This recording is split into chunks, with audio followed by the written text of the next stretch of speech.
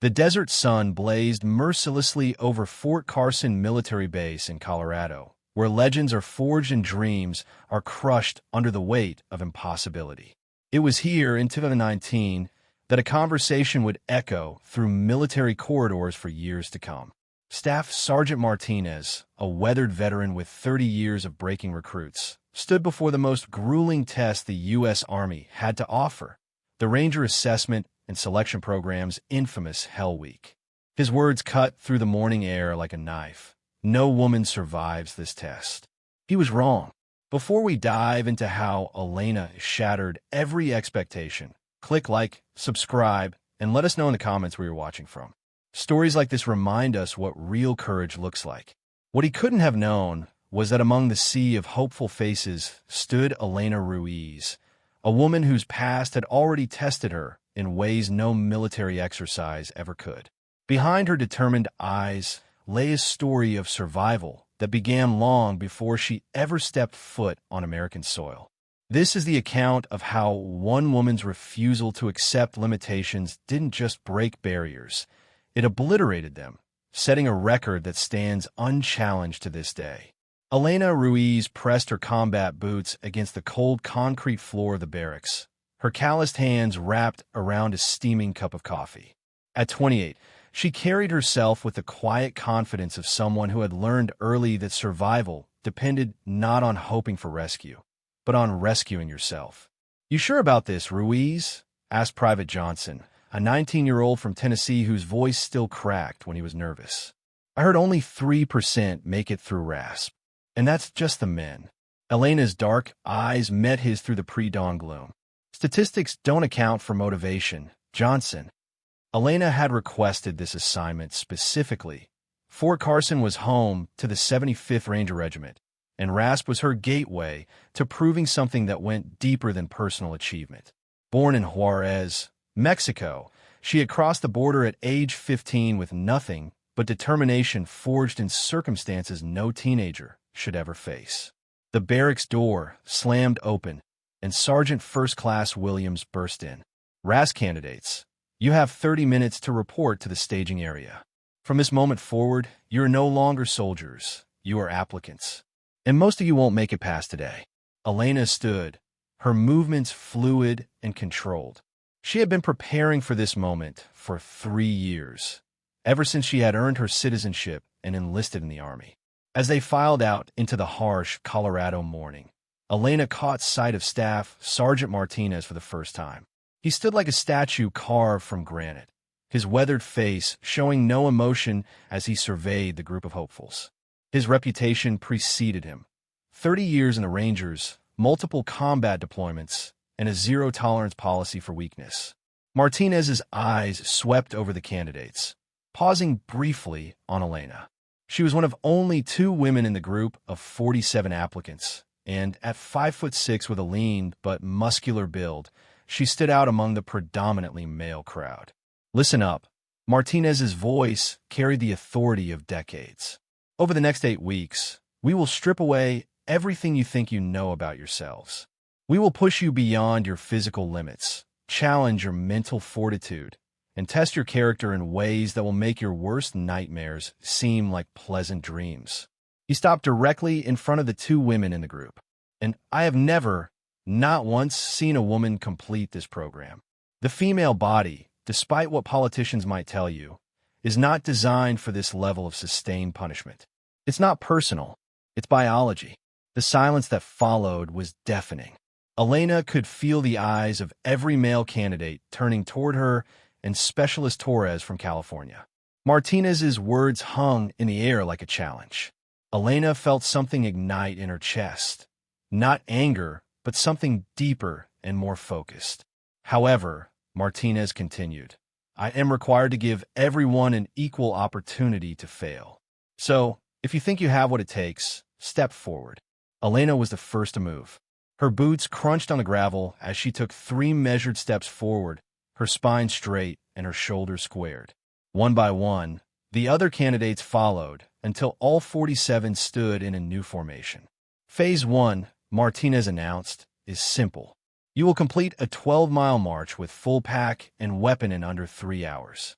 The route includes river crossings, obstacle navigation, and terrain that will test every muscle in your body. Elena adjusted her 60-pound pack and checked her weapon. As they prepared to begin, Elena closed her eyes for a moment and allowed herself to remember why she was here. A cramped apartment in El Paso, her younger brother Miguel, and Elena's promise that she would never let anyone make her feel powerless again. When she opened her eyes, Martinez was watching her intently. For a moment, their gazes locked, and Elena saw something flicker in the instructor's expression. Not quite respect, but perhaps the recognition of a kindred spirit. "On my mark," Martinez called out. 3, 2, 1, go! Elena began to run, her boots finding a steady rhythm on the packed earth. Martinez had made his position clear. No woman survives this test. But as the desert landscape stretched endlessly before her, Elena Ruiz was already proving that some records were meant to be broken. The Colorado wilderness showed no mercy. By mile 4, the temperature had climbed to 93 degrees, and the weight of the pack felt like it had doubled. Elena's uniform was soaked with sweat, but her breathing remained controlled and rhythmic. Behind her, she could hear the first signs of struggle. Candidates stumbling over rocks, the sound of someone retching, and the ominous silence that meant someone had already dropped out. Specialist Torres had been keeping pace alongside Elena for the first 3 miles, but now she was beginning to fall behind. Elena glanced back to see her struggling with the weight of her pack, her face flushed red from heat and exertion. "Stay with me, Torres," Elena called back. "Control your breathing." Elena faced a choice that would define her character. She could maintain her current pace and likely finish in the top 10, or she could slow down to help Torres and risk both of their chances. The decision took less than a second. Elena dropped back to match Torres's struggling pace. "We're going to finish this together. Focus on the ground in front of your feet. One step at a time." "I can't," Torres gasped. Martinez was right. Elena grabbed Torres by the shoulder, forcing her to stop. "Look at me." Martinez wasn't right about anything. He was giving us permission to fail. But we're not here to be reasonable. We're here to be rangers. They resumed their march, Elena adjusting her pace to match Torres's capabilities. By mile 8, the trail had narrowed to a treacherous path along a steep ravine. Elena's legs were beginning to feel the strain, but her mind remained focused. It was here that they encountered Private Morrison, sitting on a boulder beside the trail with his head in his hands. His pack lay discarded beside him, and Elena could see the telltale signs of heat exhaustion. "I'm done," Morrison said as Elena and Torres approached. "I can't feel my legs anymore." Elena knelt beside him, checking his pulse and looking into his eyes. "You're dehydrated. When's the last time you drank water?" Morrison shrugged weakly. "Hour ago, maybe." Elena handed him her own water bottle. "Drink. Small sips." "Elena," Torres whispered urgently, "we can't stop. We're already behind schedule." Elena ignored her and continued to monitor Morrison's condition. After a few minutes, his color began to improve. "There's a checkpoint station about half a mile ahead," Elena told him. "Can you make it that far?" Morrison nodded gratefully.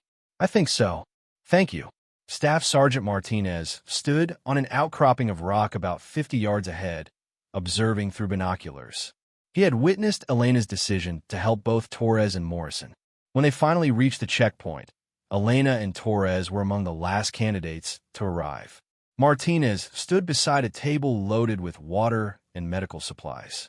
"Ruiz," he called out, "front and center." Elena approached the instructor, her heart hammering. "Yes, Staff Sergeant." Martinez studied her for a long moment. "I observed your actions back there. You chose to sacrifice your own performance to help struggling candidates. In combat, such decisions could get your unit killed." Elena met his gaze steadily. "In combat, Staff Sergeant, leaving people behind gets them killed for certain." A ghost of a smile flickered across Martinez's weathered features. "Is that your final answer, candidate?" "It is, Staff Sergeant." Martinez nodded curtly. "Carry on." The remaining 4 miles tested every fiber of Elena's being. The trail descended into creek crossings where the water was shockingly cold, providing momentary relief but adding the challenge of navigating slippery rocks with a full pack. It was during the final mile that Elena encountered the moment that would define her entire journey. The trail climbed steeply toward the finish line, a grueling ascent that had already claimed several more candidates. As Elena and Torres began the final climb, they caught up with Sergeant Brooks, a stocky man from Texas whose arrogance had made him unpopular among other candidates. "Come on, ladies," Brooks called out. "This isn't a social hike. Some of us are actually trying to make time here." Elena ignored the comment and continued her steady climb. But Brooks wasn't finished. "I heard Martinez talking to the other instructors. He's got a bet going that neither of you makes it past phase 2. Says women just don't have the killer instinct required." It was then that Brooks made his mistake. As the group navigated around a steep section, Brooks deliberately stepped into Elena's path, forcing her to stop abruptly. The sudden halt caused her to lose her balance momentarily. "Oops," Brooks said with a smirk. "Guess you need to watch where you're going." Elena straightened slowly, her dark eyes locking onto Brooks's pale blue ones. "Move," Elena said quietly. "Or what?" Brooks challenged, taking a step closer. Elena's response was swift and decisive. In one fluid motion, she stepped inside Brooks's guard, swept his legs, and deposited him on his back in the dirt. If you're still here, you know this isn't just a story about one woman. It's about rewriting what's possible. Keep watching, because Elena's true test is just beginning. Before he could react, she was already past him and continuing up the trail. "Anybody else have something they'd like to share?" she called back over her shoulder. The silence that followed was deafening. Elena and Torres crossed the finish line with 47 minutes to spare. Of the 47 candidates who had started the march, only 31 completed it within the time limit. Martinez approached as she was checking her equipment. "Ruiz, interesting day." "Yes, Staff Sergeant. You made some choices out there that I want you to think about. Sometimes helping others is the right thing to do. Sometimes it gets people killed. A ranger needs to know the difference." Elena nodded. "I understand, Staff Sergeant." Martinez studied her for another moment. "Do you?" "Because what I saw today wasn't just physical capability. What I saw was someone who thinks the mission includes everyone making it home. That's either going to make you an exceptional leader or it's going to get you killed."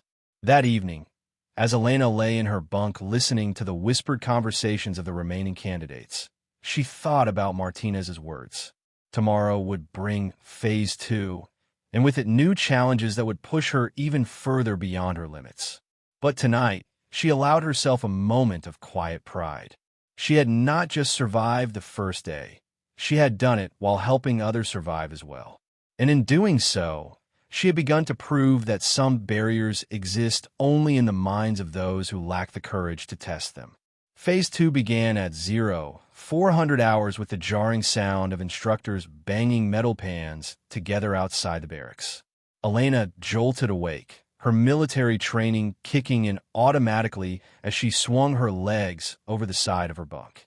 Around her, the remaining 31 candidates moved with the practiced efficiency of soldiers who had learned that every second counted. "Candidates, you have 3 minutes to be in full gear and standing in formation outside," bellowed Sergeant First Class Williams.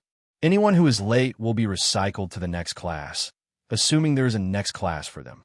Elena's hands moved quickly and methodically as she donned her uniform and gathered her equipment. Beside her, Torres was struggling with her bootlaces, her fingers shaking from a combination of fatigue and nervousness. "Breathe," Elena whispered. "You've got this." They made it outside with 15 seconds to spare, joining the formation under a sky still dark with pre-dawn shadows. Elena could see her breath in the cold mountain air, a sharp contrast to the brutal heat they had endured the previous day. Martinez stood before them, flanked by 2 other instructors Elena hadn't seen before. All 3 men had the weathered, intense look of combat veterans who had seen things most people couldn't imagine. "Congratulations," Martinez began, his voice carrying easily across the formation. "You survived your first day. Some of you barely, but you survived nonetheless. Today, we begin to separate the survivors from the Rangers." He gestured to the instructors beside him.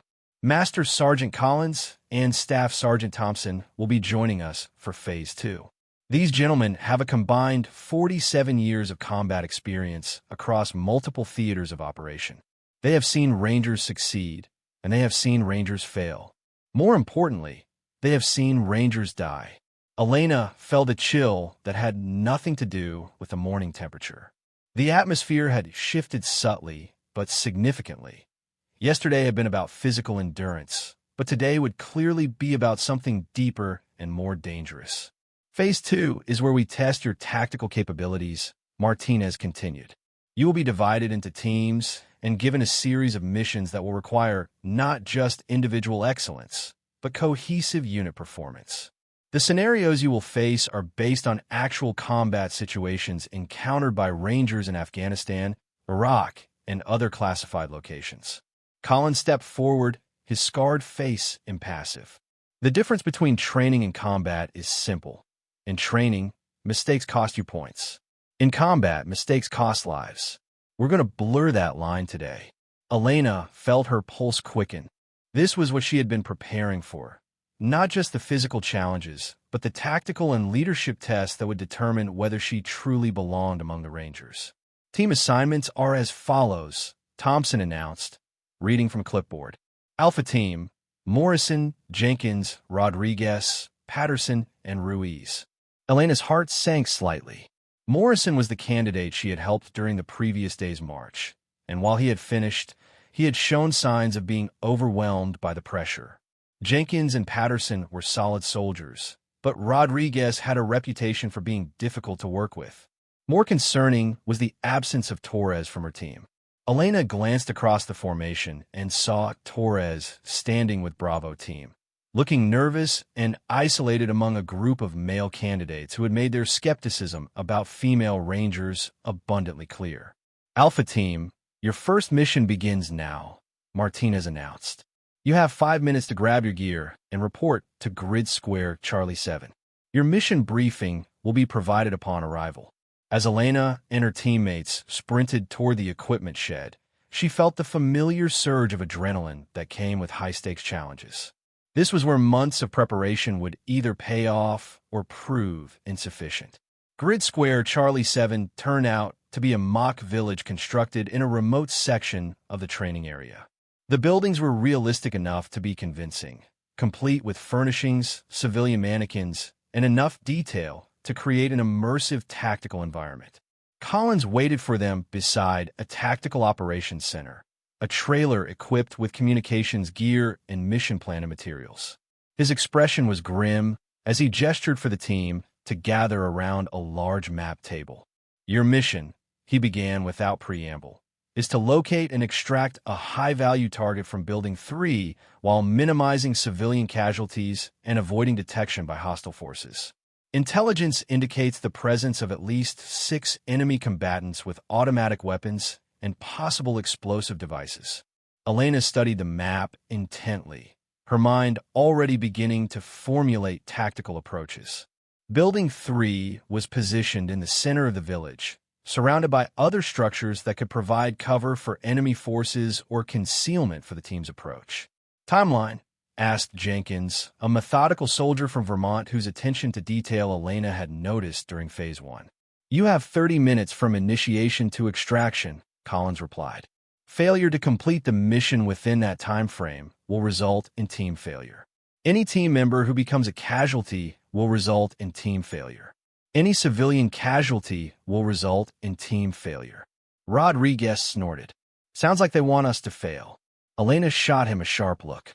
They want us to succeed under impossible conditions. That's what Rangers do. Since were you the team leader? Rodriguez challenged. The question hung in the air, and Elena realized that her teammates were looking at her expectantly. No formal leadership structure had been established, but her actions during Phase 1 had apparently created an informal hierarchy. Since someone needs to make decisions that keep us all alive, Elena replied evenly. Unless you prefer to do it? Rodriguez looked away, and Elena took his silence as acceptance. All right, she said, turning back to the map. Here's what we're going to do. Elena's plan was methodical and conservative. They would approach the village from the north, using the natural terrain to mask their movement. Jenkins and Patterson would provide overwatch from elevated positions while Elena, Morrison, and Rodriguez moved to extract the target. It wasn't flashy, but it maximized their chances of success while minimizing risk. The first 15 minutes went according to plan. Elena's team moved through the mock village with practiced stealth, their movements coordinated and precise. Elena felt a surge of confidence as they reached their final positions around Building 3. That's when everything went wrong. As Elena prepared to breach the building, an explosion rocked the structure next to them. The blast was real enough to throw all 3 team members to the ground and fill the air with smoke and debris. Elena's ears were ringing, but she could hear the sound of automatic weapons fire erupting from multiple directions. "Contact left," Morrison shouted, his voice barely audible over the gunfire. Elena rolled behind cover and assessed the situation. The exercise had clearly escalated beyond what they had been briefed to expect. Instead of 6 enemy combatants, it sounded like they were facing at least twice that number, and the weapons fire was coming from elevated positions that hadn't been marked on their intelligence briefing. "This is Alpha Leader," Elena called into radio. "We're taking effective fire from multiple directions. Request immediate support." Collins's voice crackled back through the radio. "Alpha Team, you are on your own. Complete the mission or abort." Elena's mind raced through their options. They could abort the mission and accept failure, or they could adapt to the changing conditions and find a way to succeed. The choice said everything about what kind of soldiers they were. "Rodriguez, Morrison," she called out. "We're modifying the plan." "Rodriguez, I need you to create a distraction on the east side of the building." "Morrison, you're with me. We're going through the back entrance." "That's suicide," Rodriguez protested. "There's too much fire." Elena met his eyes across the small space where they had taken cover. "There's always too much fire. That's why they need Rangers instead of regular soldiers." What happened next would be analyzed and discussed in Ranger training circles for years to come. Elena's modified plan required her to expose herself to enemy fire while providing cover for her teammates. It was the kind of calculated risk that separated exceptional soldiers from competent ones. Elena sprinted across 20 yards of open ground, drawing fire from multiple positions while Morrison flanked around to the rear entrance. Her movements were fluid and precise, using every piece of available cover while maintaining accuracy with her weapon. She reached the building just as Morrison breached the rear entrance. Together, they cleared 3 rooms in textbook fashion, their movements synchronized and efficient.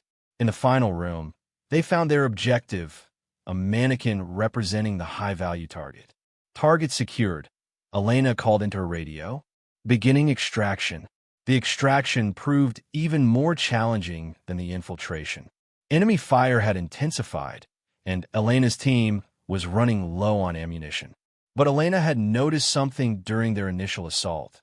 The pattern of enemy fire suggested that the opposing forces were following a script, rotating between positions in a predictable sequence.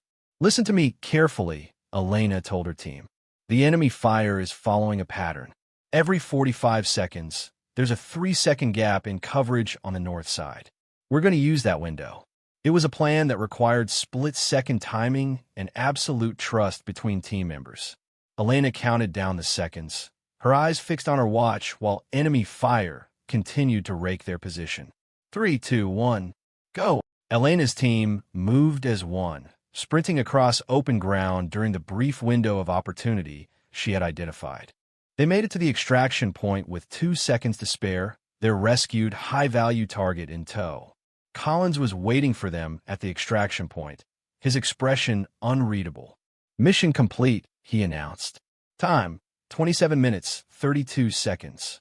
Elena and her teammates collapsed on the ground, their adrenaline slowly beginning to ebb. Around them, other teams were still engaged in their own missions, the sound of gunfire and explosions echoing across the training area. "Ruiz," Collins called out. "Walk with me." Elena fell into step beside the master sergeant, wondering what critique was coming. The mission had been successful, but she knew that success alone wasn't always enough in Ranger training. "That was either very smart or very lucky," Collins said finally. I prefer to think it was smart, Master Sergeant. Collins stopped walking and turned to face her. You adapted to changing conditions, made tactical decisions under fire, and kept your team alive. But you also took risks that could have gotten everyone killed. Elena nodded. Yes, Master Sergeant. The question is whether you understand the difference between acceptable risk and recklessness. A ranger who won't take risks is useless. A ranger who takes unnecessary risks is dangerous. Elena thought carefully before responding. Master Sergeant, I assessed the tactical situation and determined that the mission could be completed with acceptable casualties. The risks were calculated, not reckless. Collins studied her for a long moment. And if you had been wrong? If Morrison had been killed during that sprint across open ground, then I would have been responsible for his death, Master Sergeant. But the alternative was accepting certain failure, which isn't acceptable either. Collins nodded slowly. Good answer. Get some rest, Ruiz. Phase 3 starts tomorrow, and it's going to make today look like a warm-up exercise. As Elena walked back to rejoin her team, she felt a complex mixture of exhaustion and exhilaration. She had not just survived Phase 2, she had excelled. But Collins's words echoed in her mind, reminding her that the line between heroism and tragedy was often thinner than people imagined. Phase 3 began not with the usual pre-dawn wake-up call, but with Elena being shaken awake at 0230 hours by an instructor she had never seen before. The man's face was painted with camouflage, and he moved with the silent efficiency of someone accustomed to operating in hostile territory. Candidate Ruiz, he whispered, you have 30 seconds to get dressed and follow me. No questions, no delays. Elena's military training kicked in immediately. She dressed quickly and silently, careful not to wake the other candidates in the barracks. As she laced her boots, she noticed that Torres was also being awakened by another painted instructor. Outside, the Colorado night was bitter cold, with stars visible in a clear sky that promised another day of extreme weather conditions. Elena and Torres were led to a vehicle waiting in the darkness, its engine already running. Get in, the instructor commanded. The drive lasted approximately 45 minutes, winding through mountain roads that Elena didn't recognize. Neither instructor spoke during the journey, leaving Elena to wonder what kind of test awaited them. Phase 3 was rumored to be the most psychologically challenging portion of RASP, designed to break candidates who had survived the physical and tactical challenges of the previous phases. The vehicle finally stopped at what appeared to be an abandoned industrial complex. Concrete buildings rose from the desert landscape, like monuments to some forgotten purpose, their windows dark and empty. Elena could see lights in one of the structures, but the rest of the facility appeared deserted. Out, the instructor ordered. Elena and Torres were led into the lit building, which turned out to be a maze of corridors and rooms that felt more like a prison than a training facility. The walls were painted institutional green, and the fluorescent lights cast harsh shadows that made everything look slightly surreal. They were separated immediately. Elena was escorted to a small room containing nothing but a metal chair, a table, and a single light bulb hanging from the ceiling. The door closed behind her with a definitive click, and Elena heard the unmistakable sound of a lock engaging. For the next 6 hours, Elena sat in complete isolation. No one came to check on her, no instructions were provided, and no information was given about what she was expected to do.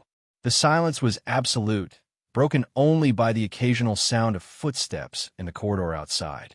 Elena had been prepared for physical exhaustion, tactical challenges, and even psychological pressure.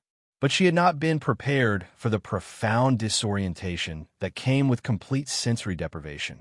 Without external stimuli, her mind began to create its own entertainment.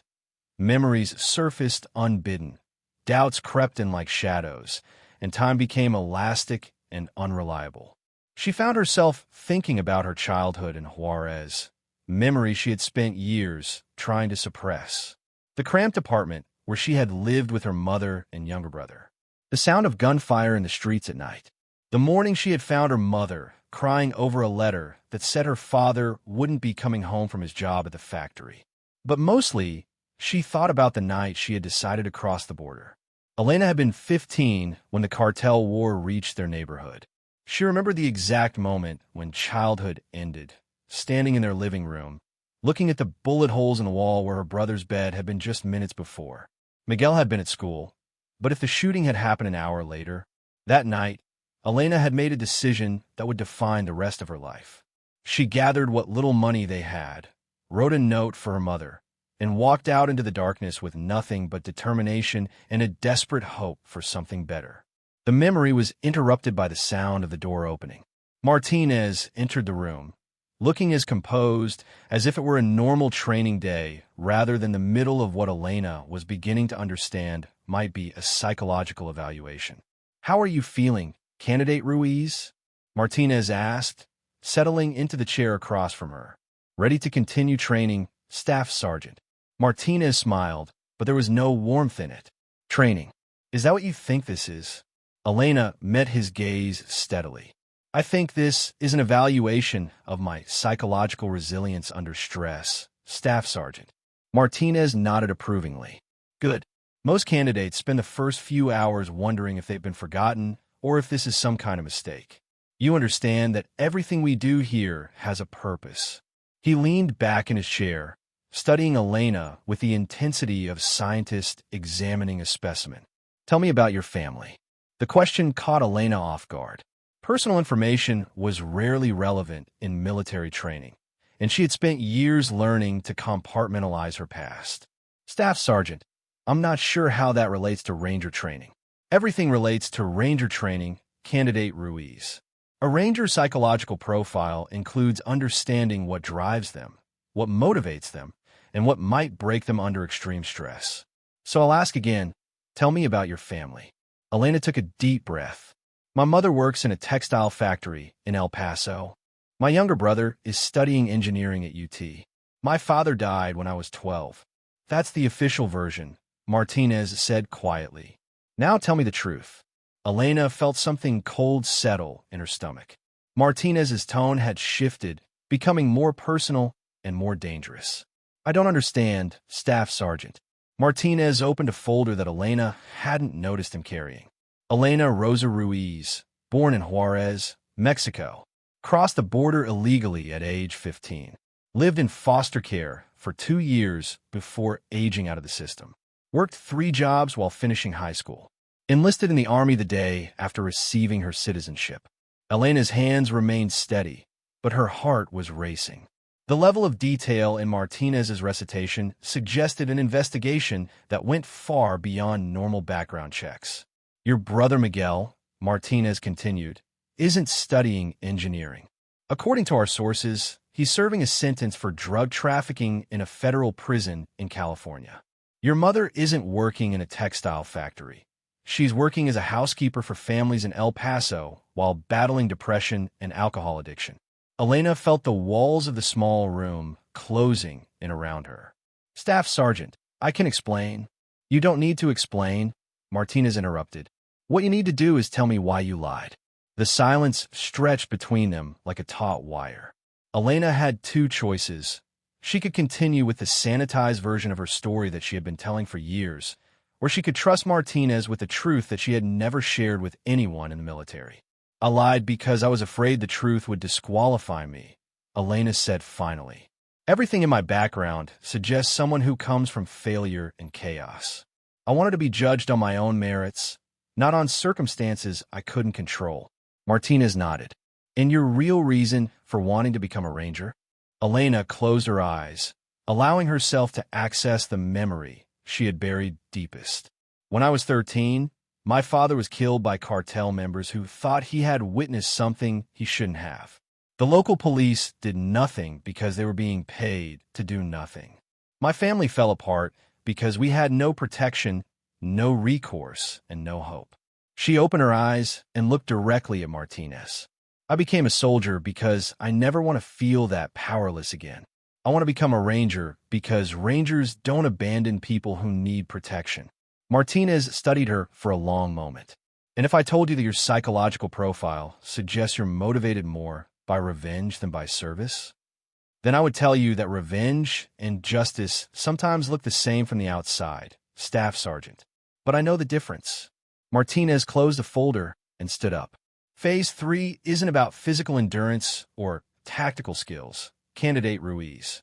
It's about discovering who you really are when everything else is stripped away. Some candidates discover they're not who they thought they were. Others discover they're exactly who they need to be. He moved toward the door, then paused. You'll be moved to a new location in 1 hour. What happens there will determine whether you advance to Phase 4 or whether you go home. Use the time to decide who Elena Ruiz really is. After Martinez left, Elena was alone again with her thoughts. But this time, the isolation felt different. Instead of being a test of endurance, it had become an opportunity for honest self-reflection. She thought about Martinez's words regarding revenge versus justice.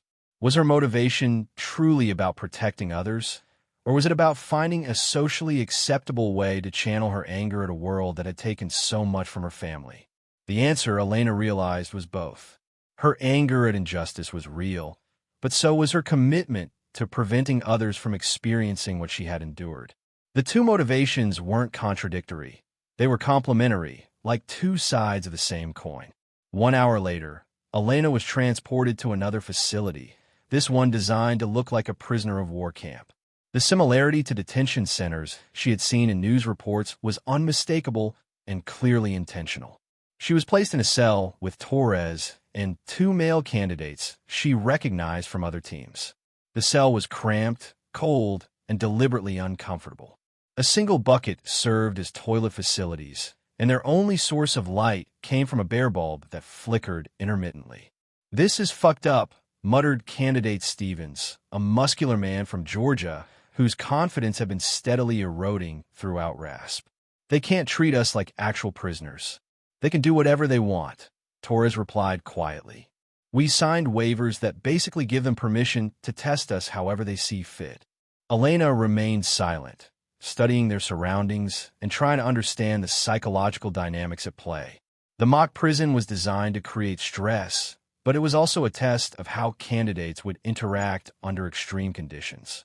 Over the next 18 hours, Elena and her cellmates were subjected to a systematic program of psychological pressure. They were awakened at random intervals, questioned about their personal histories, and forced to perform meaningless tasks like counting grains of rice or stacking and res-tacking small objects. The guards, who were clearly instructors in disguise, used every psychological technique in the book. They alternated between aggressive intimidation and false friendliness. They offered special privileges to candidates who provided information about their cellmates. They created artificial scarcity around food and water to encourage competition among the prisoners. Elena watched Stevens begin to crack on the second day. He started providing information about other candidates in exchange for extra food, and he began to distance himself from Elena and Torres, apparently believing that association with the female candidates was somehow disadvantageous. "Don't trust him," Torres whispered to Elena during one of their brief periods of rest. "He's trying to save himself by sacrificing us." Elena nodded, but she had already come to the same conclusion. More importantly, she had begun to understand the real purpose of this phase of training. "This isn't about survival," Elena told Torres. "It's about leadership under impossible conditions. They want to see who emerges as a leader when a normal command structure breaks down." Torres looked around their cramped cell. "How do you lead in a place like this?" "By maintaining your integrity, no matter what they offer you," Elena replied. "And by protecting the people who can't protect themselves." The opportunity to demonstrate that philosophy came sooner than Elena expected. On the third day of their imprisonment, the guards brought in a new prisoner, a young man who looked barely old enough to be in the military. Elena recognized him as Candidate Phillips, one of the youngest members of their original group. Phillips was clearly in distress. He had been separated from his team, subjected to intensive interrogation, and was showing signs of psychological breakdown. The guards threw him into the cell and announced that he was suspected of providing classified information to enemy forces. "Anyone who associates with the traitor will be considered a traitor themselves," one of the guards announced. "Anyone who provides information about the traitor's activities will receive improved treatment." Elena watched her cellmates' reactions carefully. Stevens immediately moved to the far side of the cell, making it clear that he wanted no association with Phillips. Torres looked torn between compassion and self-preservation. Elena made her choice without hesitation. She moved to sit beside Phillips, who was huddled in the corner shaking. "Hey," she said quietly. "What's your name?" "P.H. Phillips," the young man stammered. "David Phillips. I'm Elena. Everything's going to be okay, David. This is just training. They're testing us, but they're not going to actually hurt us." Phillips looked at her with desperate hope. "They said I failed the psychological evaluation. They said I was going to be recycled and that my military career was over." Elena recognized the tactic immediately. The instructors were using Phillips as a test case to see how the other candidates would react to someone they perceived as weak or compromised. "David, listen to me carefully," Elena said. "They're lying. This is all part of the test. They want to see if we'll abandon someone who needs help, or if we'll maintain our integrity even when it costs us something." Over the next several hours, Elena made it her mission to care for Phillips. She shared her meager food rations with him, helped him understand what was happening, and provided the kind of steady reassurance that prevented him from having a complete psychological breakdown. The cost was immediate and severe. Elena's actions marked her as a troublemaker in the eyes of the guards, and she became the target of increasingly aggressive interrogation techniques. She was deprived of sleep, subjected to temperature extremes, and placed in stress positions for hours at a time. But Elena had endured worse.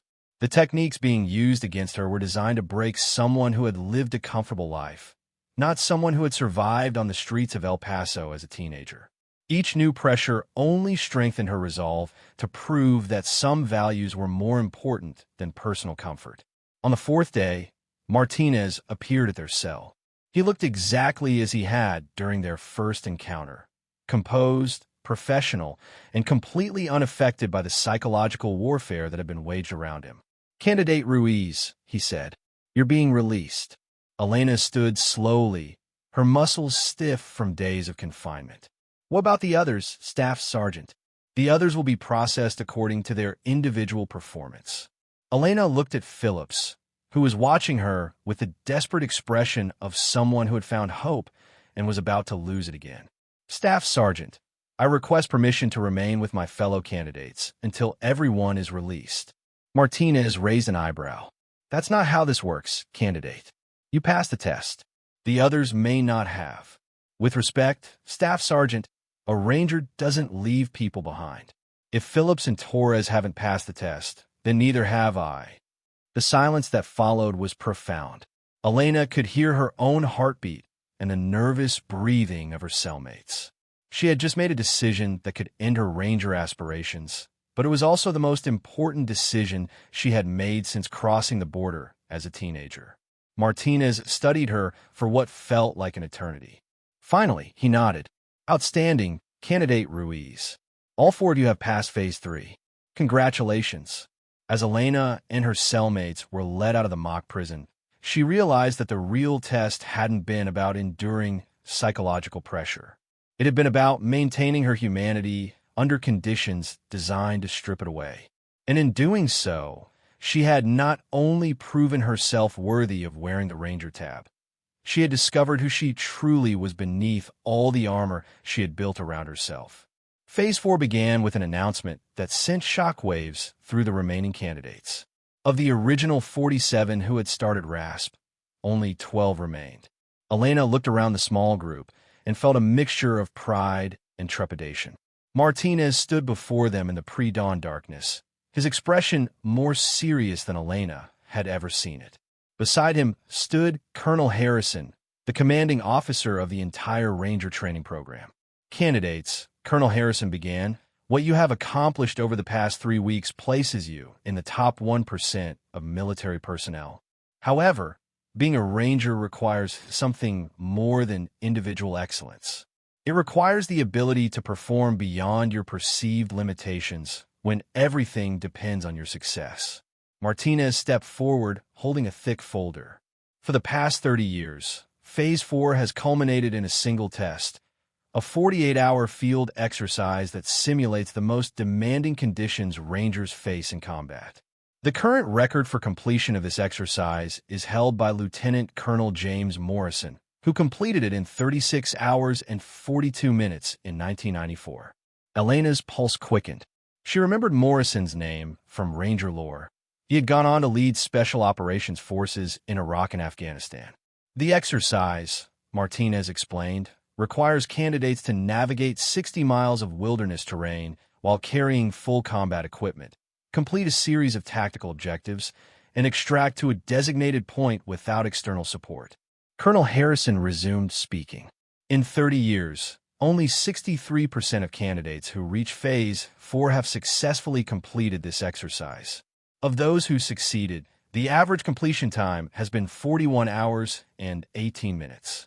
Elena did the mental calculation quickly. Morrison's record was nearly 5 hours faster than the average completion time. There is one additional factor you should be aware of, Harrison said.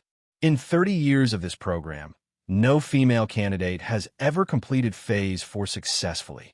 Elena felt the familiar fire ignite in her chest, the same determination that had carried her across the border through foster care and into the Army. When her name was called, Elena stepped forward to receive her mission packet. Martinez handed her the sealed envelope with an expression that was impossible to read. "Candidate Ruiz," he said quietly, "your route is designated as Course Alpha 7. It includes river crossings, rock climbing, and urban warfare simulations. The terrain is considered the most challenging we offer." Elena met his gaze steadily.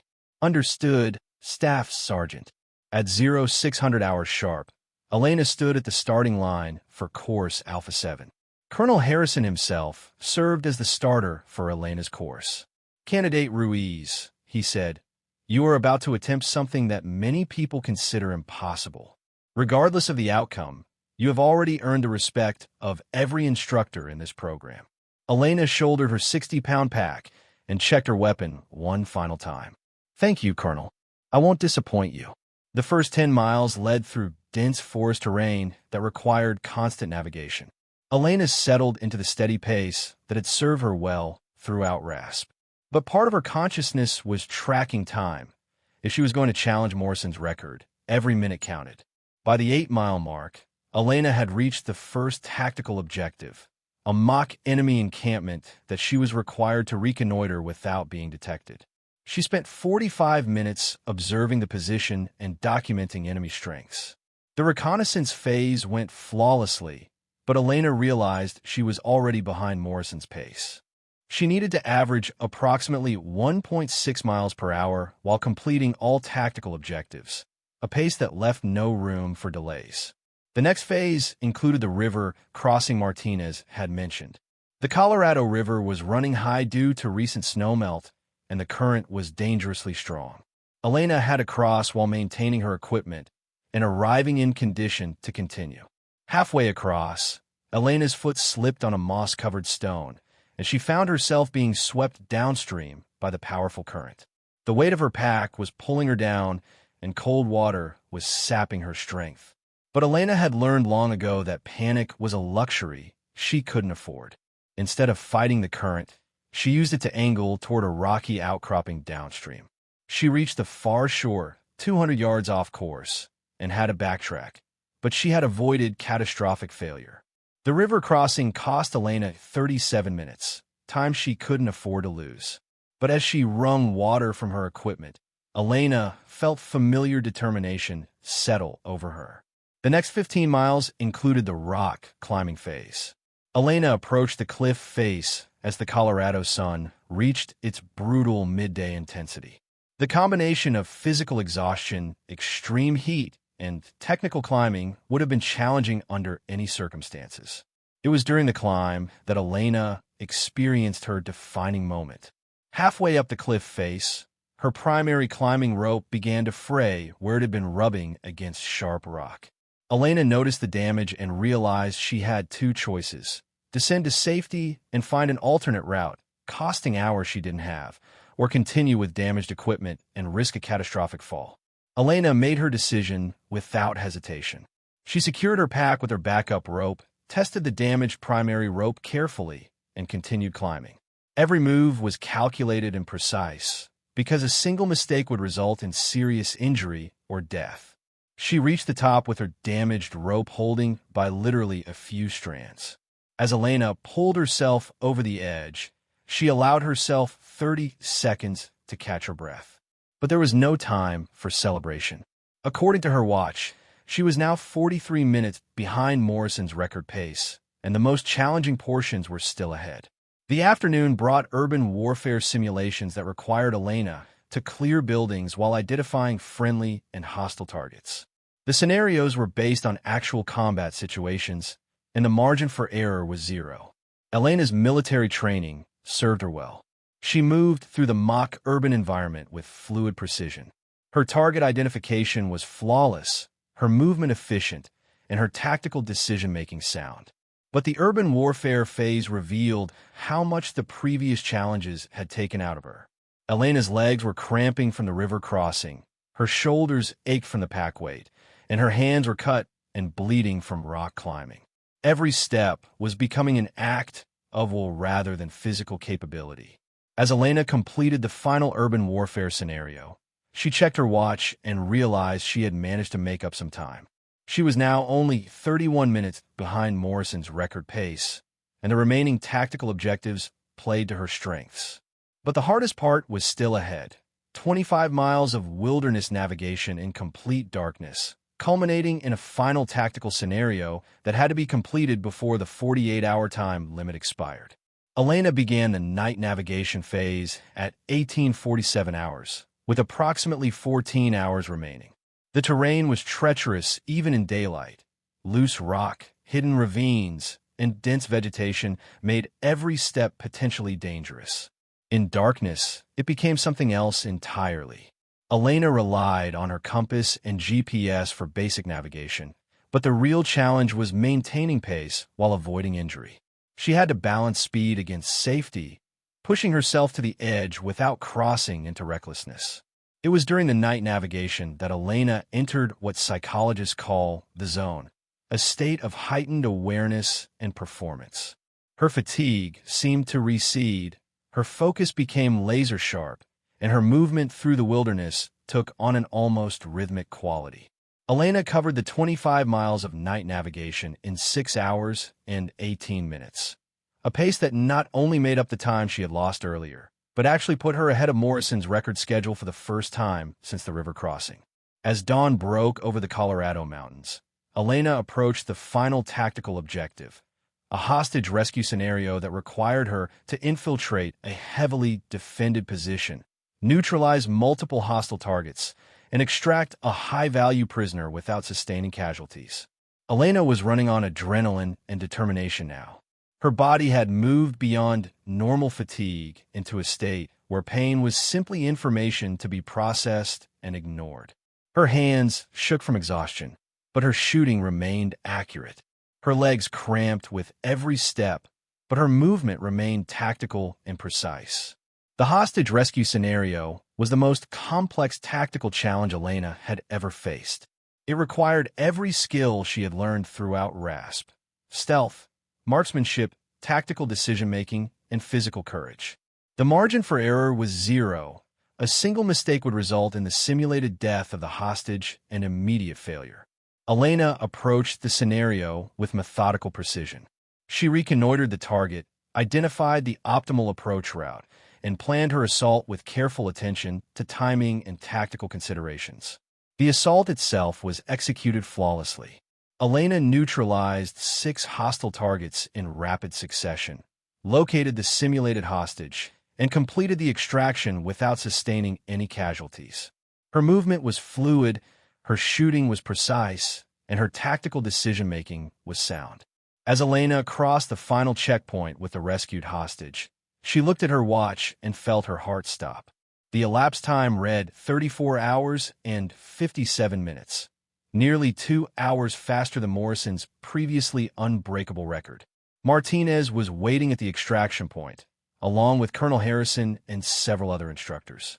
Their expressions were a mixture of amazement and professional respect.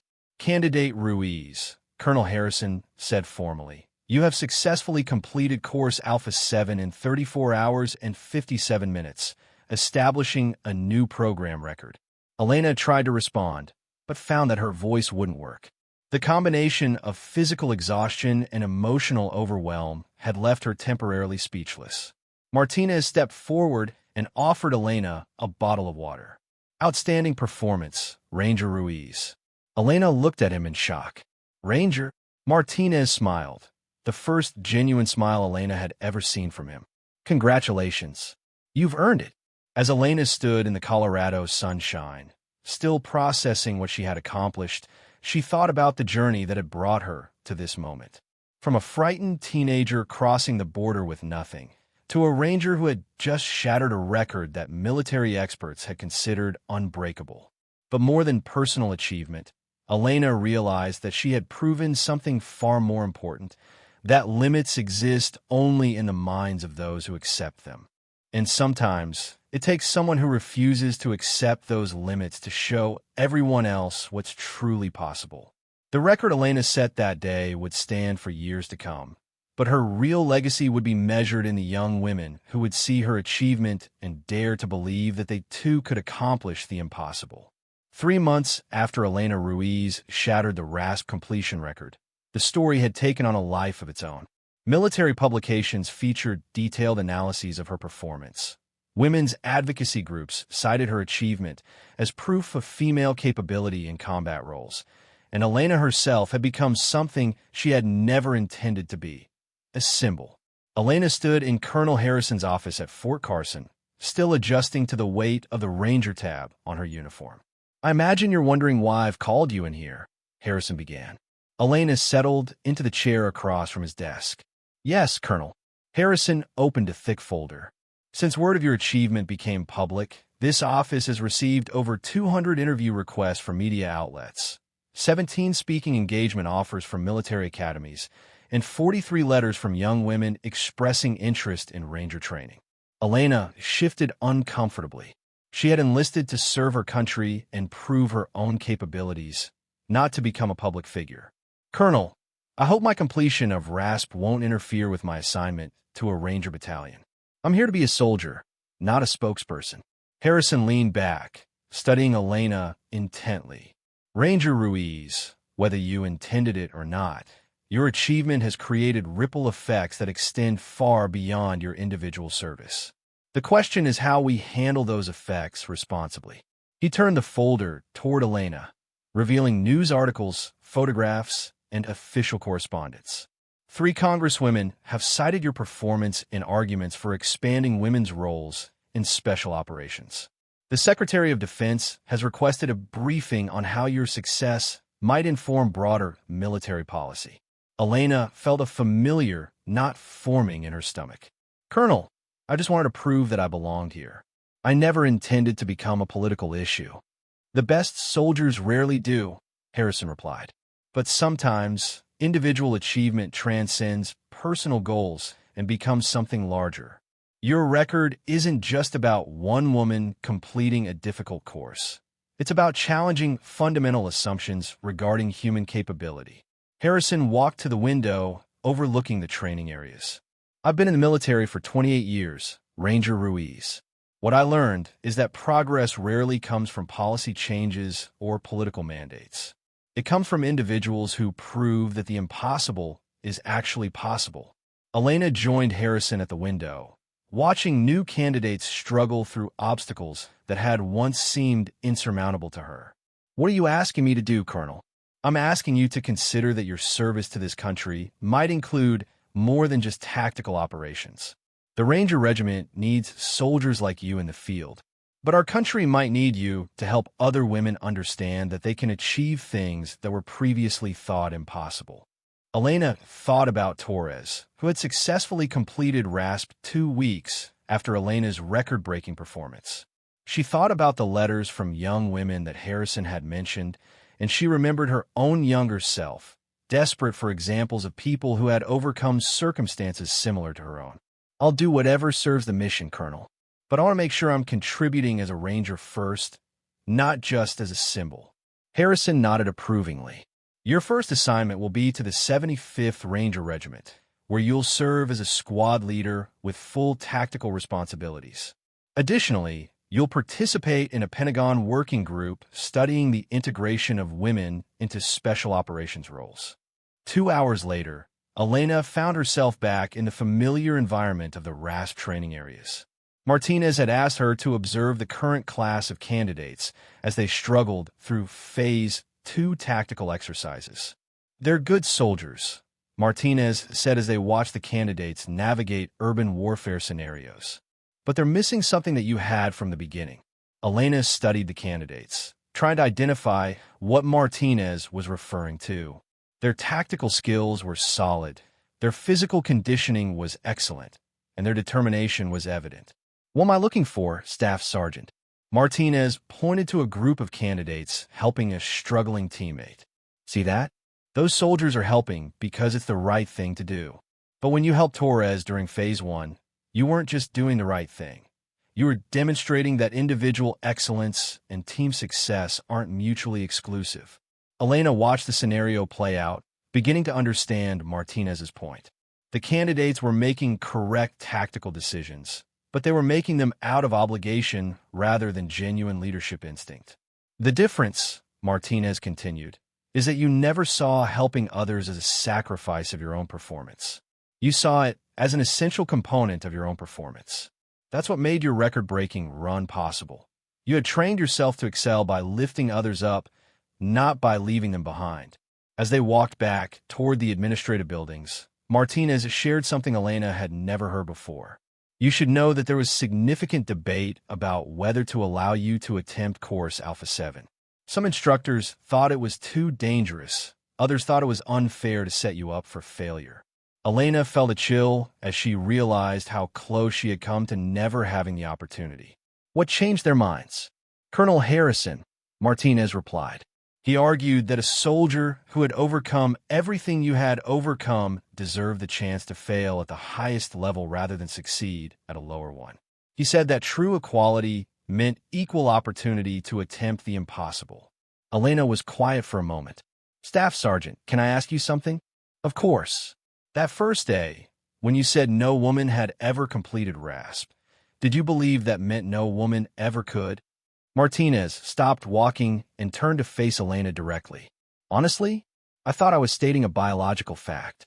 I had 30 years of evidence supporting that conclusion, and I had never seen anything to suggest it might be wrong." He paused, then continued with obvious difficulty. "What you taught me is that sometimes our experience creates blind spots rather than insight. I was so focused on the pattern of previous failures that I couldn't see the possibility of unprecedented success." That evening, Elena sat in her quarters writing a letter to her mother, something she had been putting off for weeks. "Mommy," she wrote, "I know it's been too long since I called, and I know you worry about me. I wanted you to know that I've accomplished something important, something that I hope will make you proud.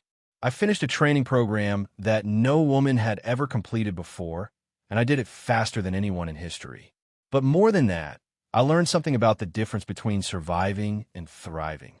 We survived those years in Juarez and El Paso, but now I'm finally thriving, not just for myself, but in a way that might help other people thrive too. Tell Miguel that his sister is a Ranger now, and that Rangers never give up on the people they love. When he gets out, I'll be here to help him build whatever life he wants to build. I love you both more than words can express. Your daughter, Elena." 6 months later, Elena was leading her first operational mission as a Ranger squad leader when she received news that would reshape her understanding of her own legacy. Torres was waiting with a newspaper and a grin Elena had never seen before. "You need to see this," Torres said, handing Elena a copy of the Army Times. The headline read, "RASP sees historic surge in female applicants following record-breaking performance." The article detailed how Elena's achievement had inspired a 340% increase in women applying for Ranger training, and more significantly, how the success rate for female candidates had improved dramatically. "It's not just the numbers," Torres explained. "It's the mindset. These women aren't just hoping they might be able to complete the program. They're expecting to complete it because you proved it was possible. Elena read through the article, feeling a complex mixture of pride and responsibility. Among the statistics and quotes from military officials, one paragraph stood out. Staff Sergeant Martinez, senior instructor for the Ranger Assessment and Selection Program, noted that the change in candidate mentality has been profound. Before Ranger Ruiz's record-breaking performance, female candidates often approached RASP as if they were asking for permission to belong here, Martinez explained. Now, they approach it as if they're claiming something that already belongs to them. Elena looked up to find Torres watching her reaction carefully. How does it feel to know you've changed everything? Elena considered the question seriously. It feels like responsibility, she said finally, but also like possibility. 5 years later, Elena stood in the same training area where she had first heard Martinez declare that no woman could survive RASP. But now she wore the rank of captain, and she was addressing a group of Ranger candidates that included 7 women, more than had ever attempted the program in a single class. Rangers, she began, using the traditional address that presumed success rather than hope. You are here because you believe you can achieve something that most of the world considers impossible. Some of you will prove that belief correct. Others will discover that your limitations are different from what you imagined, but no less real. Elena paused, looking into the faces of the candidates before her. Among them, she saw the same mixture of determination, fear, and desperate hope that she remembered feeling during her own first day. What I want you to understand is that the record you're trying to break isn't mine. It's your own. Every limitation you've accepted about yourself, every doubt you've carried, every time someone told you that your dreams were unrealistic, those are the records that matter. She gestured toward the wilderness that stretched beyond the training area. Out there, you'll discover what you're truly capable of. Some of you will discover capabilities you never imagined. Others will discover strength in areas you never considered. But all of you will discover that the only limitations that truly matter are the ones you accept. Elena concluded her address with words that would become part of Ranger tradition. Rangers lead the way, not just for their units, not just for their missions, but for everyone who comes after them. Your job isn't just to complete this program. Your job is to prove that barriers exist only in the minds of those who accept them. As Elena watched the candidates disperse to begin their preparation for Phase 1, she reflected on the journey that had brought her to this moment. From a frightened teenager crossing the border with nothing but hope, to a Ranger captain whose achievement had opened doors for countless others. The record Elena had set during RASP still stood, but it was no longer the point. The real victory was that it no longer seemed impossible for other women to break it. Elena had not just completed an impossible test. She had transformed the very definition of what was possible. Staff Sergeant Martinez, now promoted to Sergeant Major, approached as Elena finished her address. "Outstanding speech, Captain," he said. "Though I have to ask, do you really think all of those candidates will make it through?" Elena smiled, watching the candidates begin their preparation with a confidence and determination that would have been unthinkable just a few years earlier. "No, Sergeant Major, but the ones who don't make it will fail for the right reasons, because they reach their individual limits, not because they accepted artificial barriers. And the ones who do make it will do so knowing that they're part of something larger than themselves." Martinez nodded approvingly. "And what about your own record, Captain? Are you concerned that someone might break it?" Elena's smile widened. "Sergeant Major, I'm counting on it." As the Colorado sun set over Fort Carson, Elena Ruiz stood watching a new generation of Rangers begin their journey toward the impossible. Her record might stand for years, or it might be broken tomorrow. But her real legacy was already secure. She had proven that the word impossible was just another barrier waiting to be shattered by someone brave enough to refuse to accept it. The test that no woman was supposed to survive had become a proving ground where women routinely demonstrated that survival was just the beginning. Elena had set a record that might never be broken.